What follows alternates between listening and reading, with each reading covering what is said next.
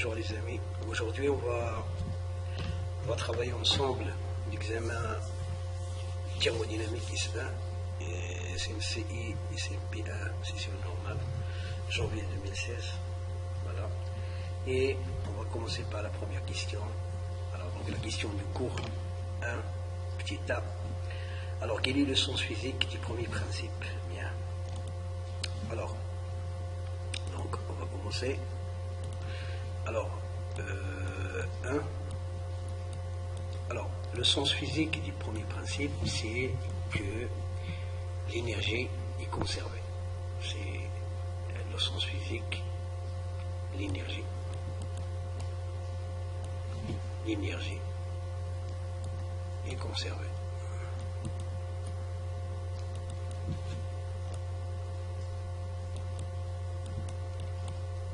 Alors, qu'est-ce que ça veut dire l'énergie est conservée? Ça veut dire tout simplement que l'énergie ne se détruit pas et on ne peut pas le créer. L'énergie, on ne peut pas créer l'énergie, on ne peut pas le détruire. Tout simplement, il se transforme d'une forme à une autre. Soit il se transforme, voilà, donc énergie calorifique, ou énergie mécanique, ou l'énergie c'est pas électrique, etc., etc. De toute façon, c'est ça le principe du premier principe, c'est que l'énergie, elle est conservée. Bien. Ok. Alors, petit b, rappeler son expression différentielle lors d'une transformation infinitésimale. Bien. Alors, donc, deuxième b. L'expression de l'énergie, bien sûr on parle ici de l'énergie interne d'un système, ok, rappeler son expression, le premier principe bien sûr, rappeler son expression différentielle lors des transformations infinitésimales, donc dE, donc une petite variation est égale à delta Q plus delta W. Avec ici le delta Q, donc c'est la chaleur échangée, c'est-à-dire reçue par le système. Alors donc si on considère ici notre système, alors dQ c'est la chaleur reçue et delta W c'est le travail reçu. D'accord? Et ici, c'est la variation, donc c'est l'énergie interne, la variation de l'énergie interne de notre système. Alors, donc un système, donc il doit être isolé, c'est pas isolé, mais délimité. Donc il faut le délimiter. Donc il doit avoir des frontières. Voilà, donc c'est un contrôle de masse. Ce qu'on appelle un contrôle de masse, c'est-à-dire la masse ne change pas. Un système qui contient une masse, alors cette masse-là, elle est invariable, elle ne change pas. Alors donc la variation de l'énergie interne est égale à delta Q plus, donc à la variation de la chaleur plus la variation des travail, petite variation de travail. Alors ici, D rond, ici D et ici delta, pourquoi? Car U, l'énergie interne U est une différentielle, c'est-à-dire il ne dépend pas de son chemin, il dépend tout simplement du point de départ et du point d'arrivée. Donc si je me déplace du point par exemple A au point B, donc la variation de l'énergie interne ne dépend pas de mon chemin, du chemin suivi. Alors donc si je me déplace, voilà, donc si j'emprunte ce chemin, cet autre chemin, alors donc la variation dE est le même. Donc la variation d'énergie interne est le même. Okay. Par contre ici non, la chaleur et le travail, non. Delta Q, c'est-à-dire la variation, il dépend du chemin, c'est-à-dire delta Q de ce chemin-là, chemin 1, et ici le chemin Alors, delta Q1, d'accord, reçu au cours de la transformation 1, est différent de delta Q2, c'est-à-dire la chaleur reçue. Voilà. C'est pas la même chose. Par contre, c'est la même chose pour le travail. Ok, d'accord. Alors donc maintenant on va passer donner la définition d'une source de chaleur. Deuxièmement, alors la définition de source de chaleur. Source de chaleur. Alors donc c'est très important de comprendre ce que c'est qu'une source de chaleur. Alors on dit source de chaleur ou, d'accord, on dit une source de chaleur ou bien on dit aussi un thermostat. Thermostat. Alors si vous entendez thermostat, alors si on vous demande, ok, alors si on vous demande la définition des sources de chaleur ou d'un thermostat, alors c'est la même chose.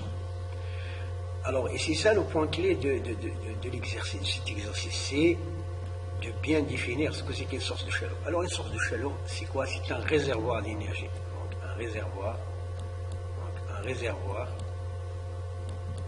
Donc, un réservoir d'énergie.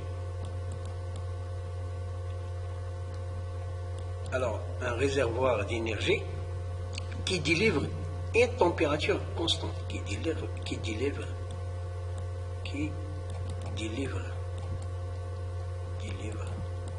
c'est-à-dire qui fournit au système, qui délivre une température constante.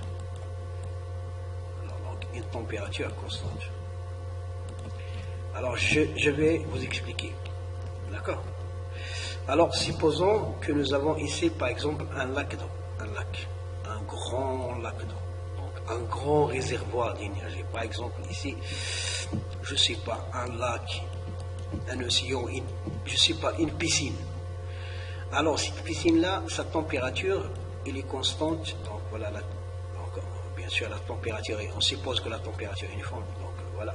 Donc, sa température est TS. Je ne sais pas. Donc, TS, ça veut dire la température de la source. Et on imagine, par exemple, qu'on plonge, donc on va prendre une pierre, je ne sais pas moi, qui pèse, par exemple, 1 kg. Alors, c'est une piscine, je ne sais pas moi, de dimension finie, c'est-à-dire 100 mètres de longueur et, par exemple, 50 mètres de largeur. Voilà. À une température TS. Et imaginez, avec moi, par exemple, une autre masse, un autre corps, de masse, je sais pas, de masse 1 kg, et on le plonge, on va le plonger dans cette piscine. Et je vais vous poser la question suivante, quelle est la température d'équilibre? C'est la température du réservoir, de la source de chaleur. Car cette masse-là, par rapport à la piscine, alors le vent, il est minime, donc il ne vaut rien du tout. Donc la température de la source de chaleur, c'est-à-dire ici de la piscine, ne sera pas affectée si on y plonge ce solide-là de masse 1 kg. Voilà donc de température, par exemple, je ne sais pas moi, à une température T solide. Non, c'est pas T, par exemple TC. Alors même si par exemple, alors soit on va donner même des chiffres pour mieux voir les choses. Alors ici, donc c'est 20 degrés, 25 degrés, on va dire, la température ambiante. Donc la température c'est 25 degrés et la température de ce corps c'est 100 degrés. Alors lorsqu'on plonge ce corps-là dans cette piscine à 25 degrés, est-ce que la température d'équilibre va changer, c'est-à-dire la température de la piscine? Bien sûr non. Alors tout de suite d'un seul coup, ce corps-là, il va prendre la température de la source. Donc la température à l'équilibre thermique de ce solide serait 25 degrés. Alors, j'espère que vous avez compris. Alors donc c'est très important. Alors ici les contacts en thermodynamique, on peut vous donner deux sortes de contacts. Alors soit on vous donne un corps A et un corps B en contact. D'accord? Ils vont évoluer tous tous les deux jusqu'à une température d'équilibre. Alors là, la température d'équilibre, donc ici, le corps A et le corps B. Donc le corps A a une température, le corps B a une température. Donc la température d'équilibre serait différente de la température de A et de B. Alors ici, si on a deux corps, par exemple, de même masse, deux masses approchées, d'accord. Alors là, c'est autre chose. Par contre, si on vous donne, par exemple, un corps, mais en contact avec une source, alors dans ce cas-là, la température d'équilibre, bien sûr, c'est la température de la source, car c'est elle qui va imposer. Donc, elle va imposer sa température à au corps. Ok. Alors donc, bien. Alors, deuxièmement, donner la définition de la source de chaleur. Donc, on vient de l'exprimer. Donc, nous avons dit que c'est un réservoir d'énergie qui est capable de délivrer, une température constante. C'est-à-dire que la variation de cette température est égale à 0 si la source de chaleur est en contact avec un autre solide. Alors, donner l'expression de l'enthalpie, on déduire pour un gaz parfait la relation de Maillard. Bien, ok. Alors, l'enthalpie, troisièmement, c'est ça. Alors, donc, troisièmement, petit a. Ok. Alors, troisièmement, petit a. Bien. Alors, donc, l'expression de l'enthalpie. Alors, l'enthalpie libre, H, est égal à quoi? Est égal à l'énergie interne plus PV, P fois V, la pression fois le volume. Bien, alors PV, c'est-à-dire on déduit pour un gaz parfait la relation de Maillard. Ok, alors donc pour un gaz parfait, vous savez que pour un gaz parfait, PV est égal à quoi? Est égal à nRT. Ok. Ok, donc H, on peut l'écrire sous la forme U plus nRT. Ok, bien. Alors, je peux même écrire H moins U est égal à nRT. Ok. Alors maintenant, je vais intégrer. Ça, c'est une différentielle totale. Ça, c'est. Donc, DH est égal à quoi? Est égal à DI. Non, c'est moins DI. Moins DU est égal à N R dt. Car NR est une constante. Avec N, c'est le nombre de moles, et R, c'est la constante du gaz parfait. Ok, or, on sait que DH, c'est quoi? L'enthalpie DH, c'est quoi? C'est CP dt. Et DU est égal à quoi? Est égal à CU fois dt. Alors DH, la variation d'enthalpie est égale à CP, la capacité thermique, la pression constante fois dt fois la variation de température. Et DU, c'est-à-dire la variation de l'énergie interne est égale à la capacité thermique à volume constant fois la variation de la température. Ok? Alors donc je vais remplacer ces expressions par leur valeur. Alors DH c'est quoi? Donc c'est CP dt moins CV dt est égal à N R dt. Ok, alors je vais simplifier. Alors ici j'ai dt, donc je peux diviser par dt tant que dt c'est une variation de température qui est différente de 0. variation, donc une petite variation de température, donc je simplifie. Alors donc CP, la capacité molaire, moins la capacité thermique molaire à pression constante, moins la capacité molaire à pression constante,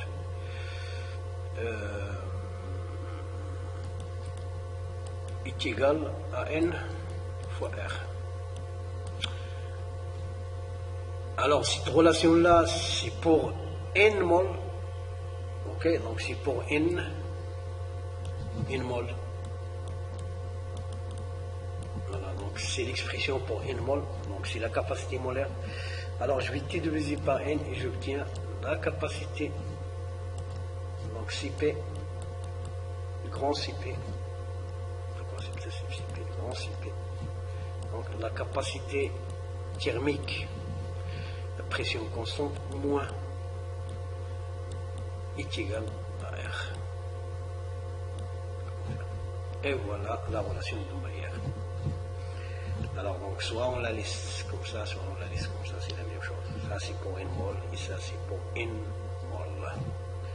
Bien, alors ça c'est petit a. Sachant que gamma est égal à Cp sur C, exprimez Cp et Cv en fonction de N, R et gamma. Ok, donc je vais travailler. Alors, donc on va exprimer Cp et Cv en fonction de N, R et gamma. Alors, j'ai cette relation. Voilà, c'est notre première relation. Et la deuxième relation qu'on nous donne, c'est celle-là. Donc, Cp, alors, donc, petit Cp, la capacité molaire, capacité thermique molaire. Donc, Cp divisé par Cv est égal à gamma. Ok, et on nous demande d'exprimer Cp et Cv en fonction de N, R et gamma. Bien, alors c'est ce qu'on va faire. Alors ici, Cp moins Cv est égal à NR. Ok, hein? Et de cette équation-là, ça c'est l'équation numéro 2. Ok, alors de 1, donc je peux manipuler cette équation, donc Cp sur gamma est égal par exemple à Cv. Alors je remplace Cv par sa valeur, c'est-à-dire Cp, alors donc Cp moins Cp sur gamma, donc Cp sur gamma est égal à NR. Ok, alors donc je factorise par Cp, donc Cp facteur de 1 moins 1 sur gamma est égal à NR. Voilà, je vais te mettre au même dénominateur, donc Cp facteur de gamma moins 1 sur gamma est égal à NR. Donc Cp tout simplement est égal à, donc je vais multiplier ici par l'inverse, donc est égal à NR gamma divisé par gamma moins 1. Alors ça c'est Cp. Bien. Ok. Alors on va faire la même chose pour calculer Cv cette fois-ci. Alors donc je vais calculer, alors donc à partir de ce rapport, alors où est-ce qu'il est ce rapport-là? Cp sur Cv est égal à gamma. Alors donc Cp, Cp est égal à gamma fois Cv. Gamma fois Cv. Ça c'est à partir de la relation numéro 2. Voilà, je vais remplacer Cp par sa valeur. Donc gamma Cv, alors donc j'ai mal écrit, gamma Cv moins Cp Cv pardon, est égal à NR. Je factorise par Cv, donc Cv facteur de gamma moins 1 est égal à NR. Et je divise tout par gamma moins 1, tout par gamma moins 1, donc, et j'aurai Cv est égal à NR divisé par gamma moins 1. Et voilà CV en fonction de N et de R et de gamma, et ici CP en fonction de N et de R et de gamma. Voilà. Alors ça c'est notre P. Alors donc A, ça y est, on en a fini avec A. D'accord, maintenant on va passer à B. B, on va passer à B. Alors B. Alors B.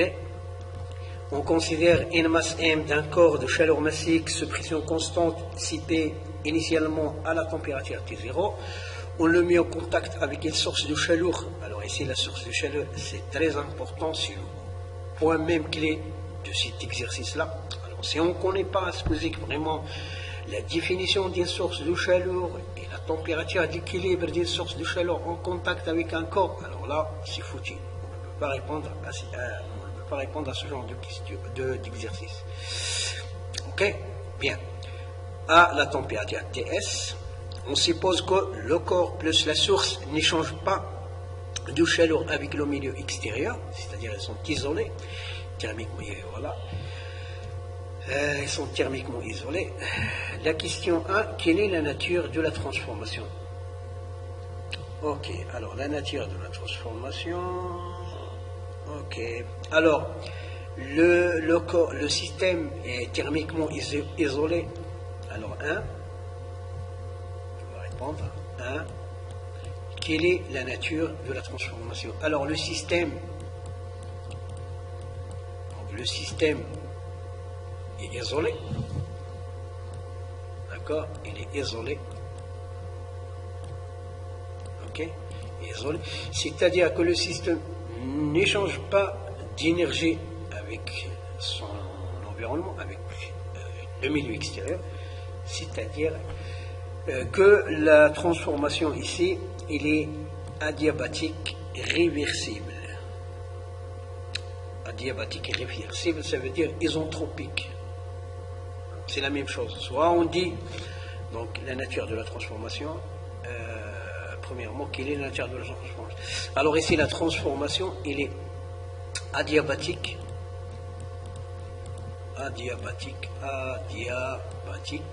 réversible. Alors, réversible, c'est-à-dire à chaque fois, donc lors de la transformation, c'est-à-dire il passe par le système, la transformation passe par des points d'équilibre. Donc il est adiabatique réversible. Alors bien sûr, vous allez m'excuser, j'utilise tout simplement ma souris, mon écriture. Donc adiabatique réversible, ou on peut dire aussi isentropique. Et c'est même ça la définition de isentropique.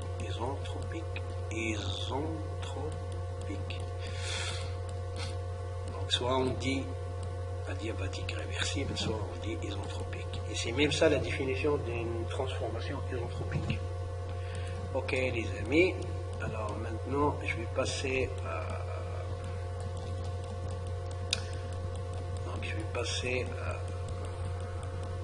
la question qui suit. Alors deuxièmement, quelle est la température à l'équilibre?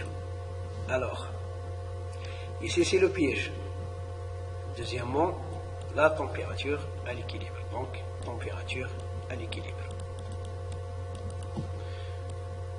Ok, alors la température à l'équilibre.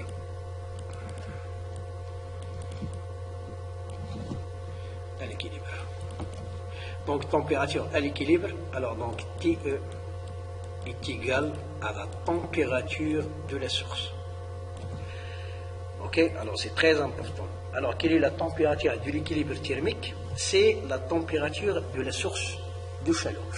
Car d'après la définition que nous avons donnée tout à l'heure, la source de chaleur c'est un grand réservoir d'énergie, alors capable de délivrer une température constante. Du coup, lorsqu'on y plonge, c'est-à-dire lorsqu'il se est en contact avec un solide, un autre solide, un corps, alors ça, la température d'équilibre sera imposée par la source de chaleur. Donc, la température d'équilibre, c'est la température de la source de chaleur. Bien. Bon. Donc, c'est 80 degrés. 80 degrés. Alors, donc qui est égal à 80 degrés Celsius. Ça, c'est la température d'équilibre. Bien. Alors, on va passer à la troisième question. Alors, calculer la variation d'entropie ds des morceaux diffèrent entre l'état initial et l'état final. Très bien. Alors, delta S de quoi? Alors, calculer la variation d'entropie delta S des morceaux diffèrent entre l'état initial et l'état final. Alors, c'est-à-dire le fer, vous allez poser la question, bien sûr, d'où nous avons sorti. Alors, c'est le solide. Alors, on considère une masse M d'un corps de chaleur. Donc, alors, c'est ce corps-là, dont on ne voit pas. En réalité, c'était, voilà, c'est un peu, mais bon. Donc, c'était le fluide. Pardon, le fer. Le morceau de fer dont on vous parle ici, c'est le solide. OK? Alors c'est le corps mentionné au début de l'exercice, c'est le fer, le morceau de fer. Et la source de chaleur, c'est l'eau. C'est un réservoir d'eau. Par exemple, une piscine d'eau. C'est la piscine. Donc, on peut, voilà, pour qu'elle soit une source, donc c'est un réservoir voilà, je sais pas. Une chaudière, par exemple, une immense chaudière. On peut la considérer, voilà. Mais c'est de l'eau, c'est pas quelque chose d'autre. Alors, donc voilà. Donc, à partir de, voilà, donc on peut calculer la variation. Alors, donc, je peux le calculer en utilisant. Alors, ds est égal à quoi? Est égal à l'intégrale de delta Q sur T. Alors, T est la température de fer. C'est-à-dire T froid. Température froid. OK? Alors, c'est-à-dire l'énergie. Alors, c'est quoi? J'intègre entre la température, donc TS, il va recevoir de l'énergie. Alors, donc il a une température froide. Alors, sa température initiale est 20 degrés. Par contre, la température d'équilibre est 80. Donc, la variation de température est positive. Donc, la masse, le fer, le morceau de fer va recevoir de l'énergie. C'est-à-dire que la quantité d'énergie, de chaleur reçue par le corps, le solide ici, sera positif. Alors, donc, il est égal à mCp, d'accord, dt. Donc, la chaleur aussi, donc, sur T. Alors, donc, il est égal à M. Alors, c'est l'intégrale, pardon. Donc, je vais rentrer T sur l'intégrale, entre T0 et T équilibre. D'accord? Donc, il est égal à mCp, c'est une constante. Donc, l'intégrale de dt sur T, la température de... Voilà, lors d'un échange, d'une transformation, donc la température est constante. Donc, le T0 et TE, OK, qui est égal à mCp. Alors, ln de TE, c'est-à-dire 80, divisé par 20. Alors, est-ce que je dois transformer tout ça, ou je le laisse? Est-ce que je dois transformer en Kelvin, ou je vais travailler comme ça? Alors ici, donc, ln. Alors, donc, je vais transformer la température en Kelvin. Donc, je vais ajouter ici 273, donc 0,15, c'est pas grave, plus 273. Voilà, et je calcule, et je vais remplacer, alors, je vais calculer l'entropie, alors, des données. Alors, ici, c'est 1 kg. OK, ici c'est 400 joules, Kelvin moins 1, kg moins 1, 400. Alors donc, 400 fois Ça y est, voilà, donc qui est égal à 1 kg fois 400 joules Kelvin moins 1. Ok, donc fois Ln. Alors, donc je vais calculer Ln. Donc Ln de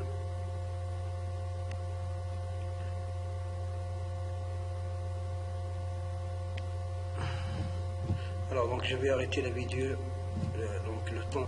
Alors donc multiplié par 0,186, d'accord. Alors multiplié par 400 fois 400 et j'obtiens 74,5 à peu près, donc 74,5 joules. Alors donc c'est positif car il a reçu de l'entropie.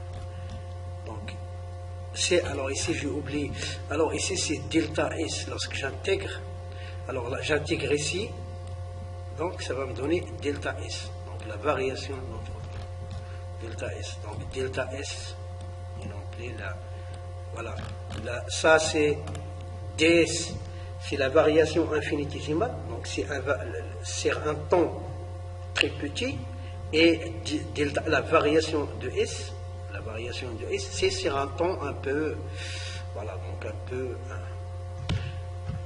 voilà, donc un temps sur un temps, la variation sur un temps important, donc, plus grand que